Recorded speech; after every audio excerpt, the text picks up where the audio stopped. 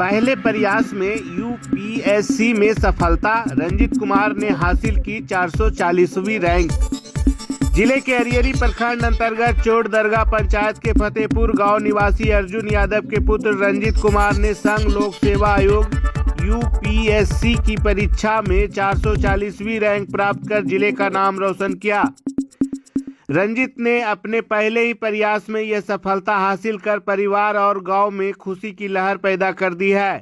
रंजीत के पिता अर्जुन यादव किसान हैं, जबकि माता पंचा देवी गृहिणी है। रंजीत ने अपनी स्नातक की पढ़ाई शेखपुरा के रमाधीन कॉलेज से पूरी की।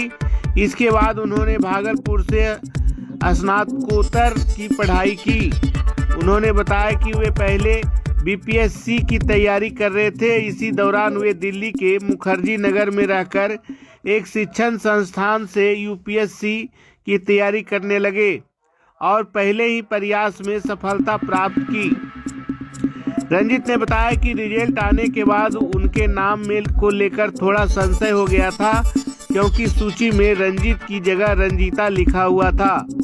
बाद में क्यूआर कोड स्कैन कर पुष्टि होने पर स्थिति स्पष्ट हुई। उनकी इस उपलब्धि पर मुखिया प्रतिनिधि सरफराज आलम ने फतेहपुर गांव पहुंचकर उन्हें बधाई दी और उज्जवल भविष्य की कामना की। उन्होंने बताया कि रंजीत पंचायत सरकार भवन में बने पुस्तकालय में भी पढ़ाई किया करते थे। जीवन की लंबा सफर होती है, लेकिन परिश्रम का सबसे बड़ा लक्ष्य को देखना है कि लक्ष्य कहाँ पे है। जब लक्ष्य में दिखाई पड़ रहा है बेटा, तो मंजिल जरूर आसान मिलेगा। और यदि लक्ष्य दिखाई नहीं पड़ रहा है तो लाख जतन तू परिश्रम करोगे, कुछ नहीं कर पाओगे।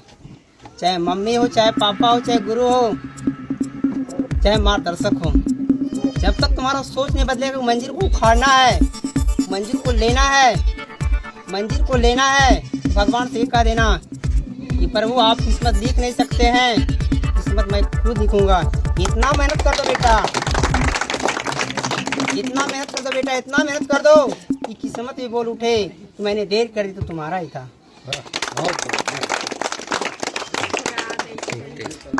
मैंने जीवन में क्या परिश्रम किए सर, मैं नहीं कर सकता हूँ। ये दुनिया जानती है, दुनिया का नज़ारा जानती है, और जिस रास्ता से मैं चलता हूँ दुनिया की नज़ारा जानती है। मैं किसी के बारे में नहीं कर सकता हूँ। कहने वाले के नाम नहीं होती है। जैसे बाबा भीमराव अम्बेडकर, APJ कलाम जी जब इंग्लैंड पढ़ने के लिए गए थे तो जाने का मैथमेटिक्स स्कूल क्लास में चले गए, हिंदी वाले में। वहाँ के इंग्लैंड वाले ने कहा कि तुम मूर्ख हो इंडिया। लेकिन APJ कलाम ने कहा था कि मेरे पिताजी ने एक पेपर बेच करके पढ़ाया है ना। जब मम्मी के पास बैठा था और मम्मी अपने पति को खिला रहा था, APJ कलाम ने कहा अपने पापा से, पापा मम्मी ने जला हुआ रोटी दे दिया। बोला बेटा मुझे जला हुआ रोटी पसंद है खाना, लेकिन दिल में लगी हुई कील में पसंद नहीं है। इसलिए बेटा मेहनत करो, संघर्ष करो, एक दिन परिश्रम चूमेगा। और हमेशा नज़ारा कभी भनक लगने मत दो, भनक मत लगने दो, मत लगने दो। लोग कहता है IAS IPS में 18 घंटा पढ़ती है, मैंने 4 घंटा पढ़ता था। मैंने 4 घंटा में मैंने IAS का क्वालिफाई कर चुका हूँ। उसका समय होता है बेटा 2 बजे से लेकर 6 बजे तक होती है, क्योंकि भगवान जितने ऊपर में होते हैं, जब पताल में क्यों ना हो, पृथ्वी पर आ जाती है। और 6 बजे के बाद माँ से शक्ति सारे देवता चली जाती है। चाहे 6 बजे के बाद कुछ भी करो, चाहे खेत में पढ़ाई करो, चाहे लफागिरी करो, चाहे कुछ भी करो, लेकिन 4 बजे उठे हैं, 2 बजे उठे हैं, सारा कंडीशन वे कर लेगी।